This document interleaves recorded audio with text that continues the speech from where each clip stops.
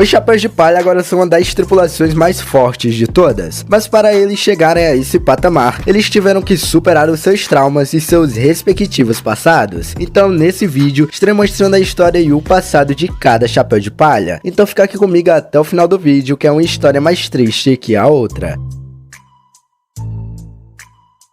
Galera, os Chapéus de Palha precisaram superar seus limites inúmeras vezes, e uma dessas vezes foi quando eles tiveram que superar seus passados para prosseguir com suas respectivas jornadas. Por isso, nesse vídeo, estarei mostrando a história de cada Chapéu de Palha detalhadamente. Então já deixa o like nesse vídeo, seu like é super importante e super vai ajudar o canal. Aproveita e se inscreve aí embaixo e ativa o sino das notificações, assim você não vai perder toda vez que tem vídeo novo aqui no canal. Então vamos para o vídeo. Começando, temos o Luffy. O Luffy cresceu na vila de Foxa, no reino de Goa, e ele admirava o pirata Shanks o Ruivo e planejava se tornar um também. Em uma das visitas de Shanks e sua tripulação à ilha, Luffy acabou comendo a Hito Hito no Mi por engano, e ganhando diversos poderes que nem mesmo ele imaginaria que tivesse. Naquele mesmo dia, o Luffy acabou se envolvendo em um acidente com alguns piratas, que acabou custando o braço de Shanks. A partir daí, a carreira como pirata do Luffy se iniciou, com o Luffy decidindo se tornar o novo rei dos piratas e formar uma tripulação tão forte quanto a de Shanks. Vendo toda aquela determinação e que apostou seu braço na nova geração, Shanks entrega a Luffy seu chapéu de palha e juntos eles fazem uma promessa que o Luffy o devolveria quando se tornasse um grande pirata. O Luffy nunca conheceu seu pai, mas sabemos que ele é o líder do exército revolucionário e é aquele que se opõe à tirania do governo mundial. Com isso, o Luffy é levado pelo Garp e deixa o Luffy viver com sua amiga chamada de Dadan. Sob os cuidados de Dadan, Luffy chega a conhecer Ace e Sabo, e com um brinde de sake, eles formam uma união e se declaram irmãos. Após algum tempo, Sabo é aparentemente dado como morto por um nobre mundial, evento que desperta mais ainda a vontade de Luffy e de Ace de virarem piratas e se aventurar pelos perigosos mares do mundo. Com isso, Luffy e seu irmão treinam, com Ace sendo o primeiro a sair pelos mares. E algum tempo depois, o Luffy também sai à procura de piratas notáveis para sua tripulação. Agora temos o Zoro. Ainda não temos muitas informações sobre o nascimento do Zoro, mas provavelmente ele é um descendente da família Shimotsuki do país de Wano. O Zoro, quando criança, treinou o manejo de espadas no dojo em Shin, com seu mestre sendo o Koshiro e sua filha Kuina. Juntos, o Zoro e a Kuina sempre disputavam os sonhos de ser o melhor espadachim do mundo. Apesar de conseguir vencer qualquer outro que o desafiasse, o Zoro nunca conseguia vencer a Kuina, pois ela era muito mais forte e habilidosa do que ele. Algum tempo depois, a Kuina acabou falecendo em um acidente, deixando o Zoro em prantos e decidindo que nunca iria desistir de seu sonho, herdando até mesmo a espada que era da Kuina. E conforme o Zoro crescia e se aventurava pelo East Blue, o Zoro se tornou um caçador de piratas e mais pra frente acabou trombando com o Luffy, que o salvou, e o Zoro se tornou um pirata e o primeiro tripulante dos Chapéus de Palha. Zoro mais pra frente ainda enfrenta o melhor espadachim do mundo, o Draco Mihawk. Nessa luta, o Zoro é completamente humilhado e quando está prestes a morrer, ele jura que irá se tornar o melhor espadachim do mundo e que nunca irá perder mais nenhuma batalha. Mas agora a Nami. A Nami, no passado ainda bebê, foi encontrada em uma zona de guerra por uma menina chamada de Nojiko, e ambas foram resgatadas e adotadas pela marinheira chamada de Belmere. Nami então é criada na vila de Kokoyashi, onde cresceu e desenvolveu um gosto por desenhar mapas, mas como a condição financeira só lhe fornecia o básico, ela roubava dinheiro de outros moradores da vila para comprar livros e estudar sua cartografia. Certo dia, um bando pirata liderado pelo Tritão Arlong conquistam a vila de Kokoyashi e outras vilas ao redor. Eles então acabam impulsionando uma taxa de tributos mais alta do que a casa de Nami poderia pagar, com a morte sendo a penalidade máxima para aqueles que não conseguissem pagar os tributos. Belmere então deixa o restante de seu dinheiro para suas duas filhas viverem e acaba sendo assassinada por Arlong. Arlong então mais tarde descobre sobre Nami e seu incrível dom de fazer cartografia, forçando ela a fazer mapas para ele e sua tripulação. Caso contrário, ele mataria todos de sua vila. E se um dia a Nami conseguisse juntar pelo menos 100 milhões de berries, eles deixariam aquela vila em paz. Anos mais tarde, a Nami se junta ao Luffy, mas acaba o traindo e descobrindo que o Arlong nunca iria cumprir com sua promessa, aquela promessa de deixar o povo e sua vila em paz. Em um momento de tristeza e fragilidade, agilidade, a Nami pede ajuda para o Luffy, que coloca seu chapéu de palha em sua cabeça e parte para derrotar o Arlong. Após a derrota de Arlong, a Nami acaba se juntando à tripulação e se tornando a navegadora do bando, que guiará o Luffy até a última ilha. Agora temos o Usopp. O Usopp nasceu na pequena vila de Seirup, uma vila muito calma e tranquila de se viver. Seu pai, o Yasopp, deixou ele e sua mãe para se tornar um pirata e viver uma aventura com seus mais novos companheiros, os piratas do Ruivo. O Usopp então passou a cuidar de sua mãe, que mais pra frente acabou adoecendo, e o Usopp ganhou seu dote de contar mentiras, sempre espalhando para o seu vilarejo e para sua própria mãe que piratas estavam chegando naquela ilha. Suas mentiras eram contadas para tentar manter sua mãe viva e deixá-la um pouco mais feliz, mas infelizmente nem as mentiras conseguiram livrar sua mãe da morte, que acabou falecendo, mas o hábito de contar mentiras ainda permaneceu no Usopp. Por incontáveis dias, o Usopp dizia que piratas estavam invadindo a ilha, sempre esperando que seu pai retornasse para buscá-lo. Com o tempo, ele ficou amigo de Kaya, uma garota muito rica e também muito doente. O Usopp contava diversas aventuras que obviamente eram mentiras para Kaya. Mais tarde, o cuidador de Kaya se revela como um procurado pirata chamado de Kuro, e que só estava esperando Kaya morrer para roubar a sua fortuna. Em paralelo a isso, o Usopp tromba com o Luffy e seus companheiros, que estavam em busca de um barco. Luffy então descobre sobre o Kuro, se alia ao Usopp e derrota o Kuro, salvando Kaya daquele maldito pirata. Como gratidão, eles são presenteados com um novo navio, o Going Merry, e Luffy convida o Usopp para sua tripulação. O Usopp então entra e deseja se tornar um bravo guerreiro do mar e se reencontrar com o seu querido pai. Temos agora a história do Sanji. Sendo o terceiro filho de um grupo de meninos quadrigênios do rei Judge e da rainha Sora, Sanji se torna o soldado defeituoso do reino da Germa. Durante a gravidez de seus filhos, Sora sofreu incontáveis experimentos e cirurgias nas mãos de seu marido. Tudo isso para que as crianças que nascessem pudessem nascer com modificações genéticas e sem emoções. Sora então teve seu primeiro filho, a Reiju, uma garota que nasceu com aprimoramentos genéticos, mas que infelizmente nasceu com emoções. Logo, Judge deduziu que a garota não prestava e a considerou uma falha. Sora então acaba ficando grávida mais uma vez. Dessa vez era de quadrigêmeos, com Sora passando por mais experimentos e cirurgias, mas dessa vez ela estava se drogando para impedir que seus filhos nascessem como monstros. Sora então conseguiu impedir que somente Sanji nascesse como monstro. Sanji então nasceu como uma criança normal, sem aprimoramentos genéticos e com uma mentalidade totalmente normal de uma criança, possuindo emoções. Isso levou a Sanji a ser desprezado pelo seu pai e por seus irmãos, que mesmo com o Sanji estando preso e indefeso, eles batiam nele. Sanji amava cozinhar e sua mãe sempre o apoiava. Infelizmente ela acabou morrendo e com a ajuda de Reiju, Sanji acabou fugindo de sua família para se tornar um cozinheiro e encontrar o All Blue, um mar lendário onde as águas de todos os mares se encontram. No mar, o Sanji serve de aprendiz de cozinha por 2 anos em um cruzeiro que eventualmente é atacado pelo Zeff e os seus piratas. Por conta de uma tempestade, Sanji e Zeff terminaram encalhados em uma ilha durante 85 dias, em que Zeff deu toda a comida para Sanji e arrancou sua própria perna para ter o que comer. Após isso, eles foram resgatados e eles abrem o Baratie, com o juramento de sempre servir aqueles que estivessem passando fome, independente de quem seja. Sanji então se encontra com o Luffy, juntos eles derrotam o pirata chamado de Don Krieg, um pirata que iria roubar e matar todos do Baratie. Com isso, o Luffy convida o Sanji para a tripulação e o Sanji entra e se despede de seu verdadeiro pai. Temos agora a história do Chopper. O Chopper nasceu como uma rena normal, só que com um único diferencial. Ele nasceu com um nariz totalmente azul e por isso ele era maltratado pelo seu rebanho e até mesmo pelos seus pais. No entanto, quando jovem, o Chopper comeu a Hito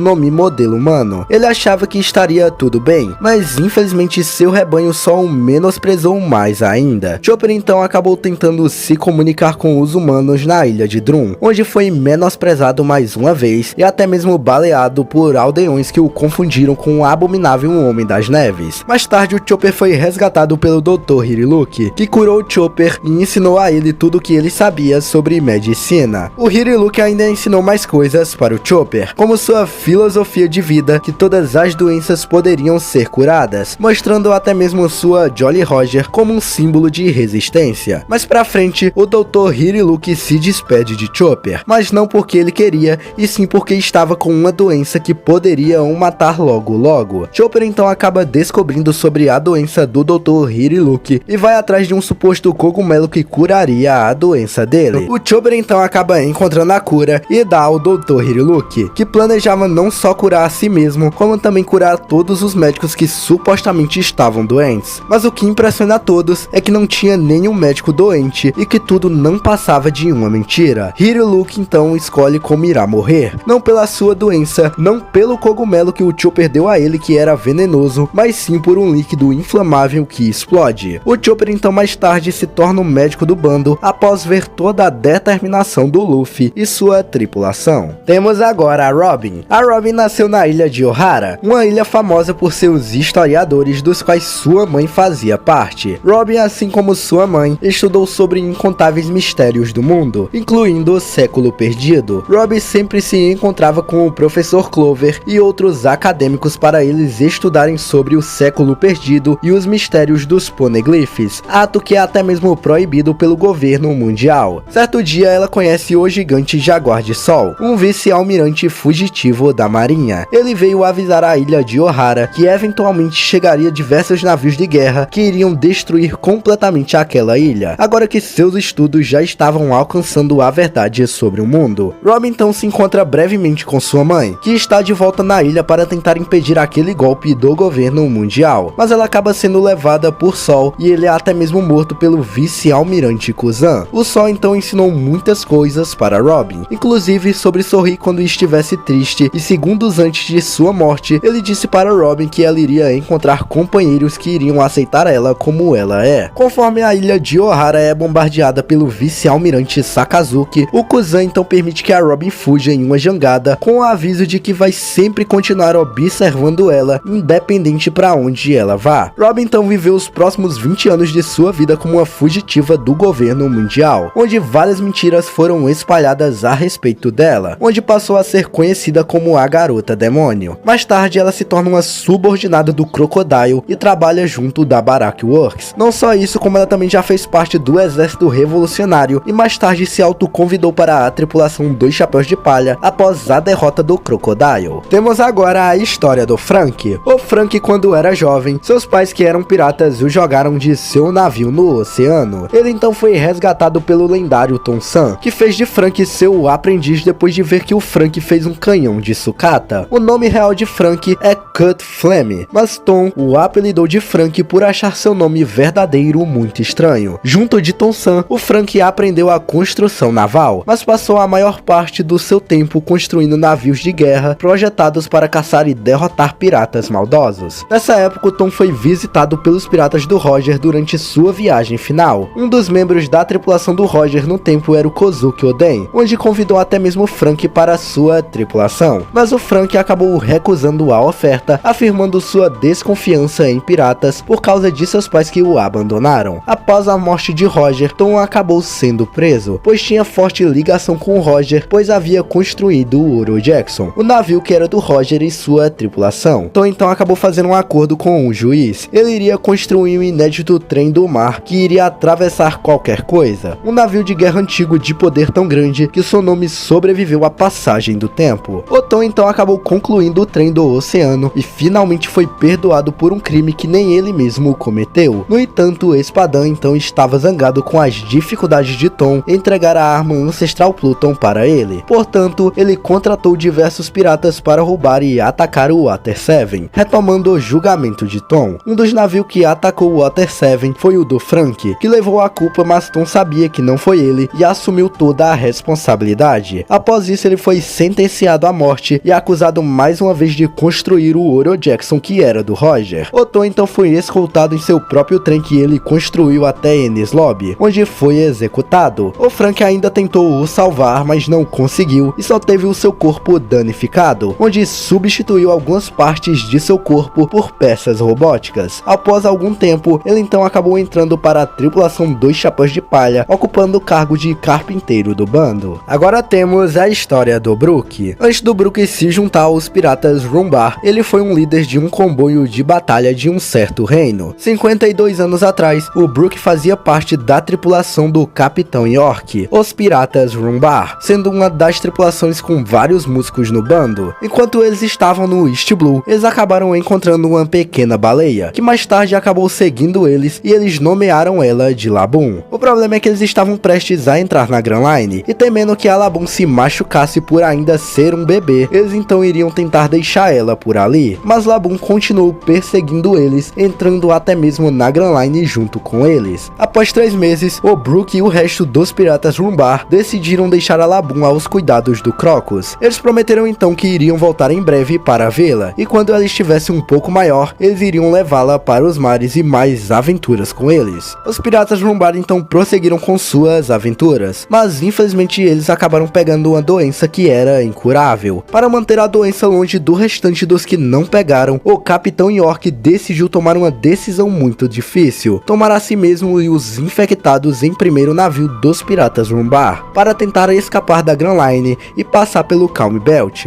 Vendo que já não tinha mais o que fazer, York então disse a Brook para dar os cumprimentos para a baleia Laboon e se despediu de Brook e o restante dos piratas Rumbar. Brook então continuou navegando com eles, porém eles foram infectados mais uma vez e como refúgio eles cantaram a música Binks no Sake enquanto todos morriam aos poucos. O Brook então acaba morrendo também, mas como ele havia comido a Yomi Yomi no Mi, ele conseguiu voltar à vida e mais tarde entrou para a tripulação dos Chapéus de Palha. Agora temos o Jinbe. O Jinbe cresceu em um orfanato que se tornou distrito dos Homens Peixes, ao lado de Arlong e também do Fisher Tiger. Algum tempo depois, o Fisher Tiger acabou atacando Mary Joyce e se tornou um inimigo do governo mundial, e Jinbe se tornou um pirata ao lado dos Piratas do Sol. Algum tempo depois, Fisher Tiger acabou encontrando seu fim e Jinbe assumiu os Piratas do Sol. E algum tempo depois, o Jinbe foi chamado para fazer parte dos Chichibukai, aceitando o pedido e se tornando um corsário. Mais pra frente, o Jinbe sai dos Chichibukai e vira um subordinado da Big Mom. E mais pra frente, ele acaba saindo dos piratas da Big Mom e se torna o timoneiro do bando dos Chapéus de Palha. Agora temos a Yamato. A Yamato é a filha do Kaido, e os dois têm uma relação tensa e rancorosa um com o outro, devido à idolatria da Yamato por Oden, que foi o inimigo natural do Kaido. Quando a Yamato disse pela primeira vez que queria ser Oden, o Kaido respondeu espancando ela violentamente, e passou a ser cruel com ela de forma recorrente. O Kaido simplesmente deixou a Yamato presa em Onigashima. Desde os 8 anos de idade, o Kaido permitiu que a Yamato passasse fome, solidão e diversos outros perigos. O Kaido ainda colocou algemas explosivas para o caso de Yamato querer fugir e afirmou que esse era o peso de carregar o nome do Oden. Yamato nunca havia saído da ilha de Onigashima até a chegada de Luffy e de seus companheiros, com ela afirmando que iria sair para ver o mar e ir junto do Luffy e dos Chapéus de Palha. Galera, é cada história uma mais triste que a outra. Relembrar essas histórias realmente foram bastante marcantes para mim como um fã de One Piece. Comenta aí embaixo qual o seu Mugiwara favorito. Aproveite e se inscreva aí embaixo e ative o sino das notificações, assim você não vai perder os próximos vídeos do canal. Aqui na tela estão passando outros vídeos que talvez você possa gostar. Obrigado por assistir, até a próxima, valeu, é nóis, fui!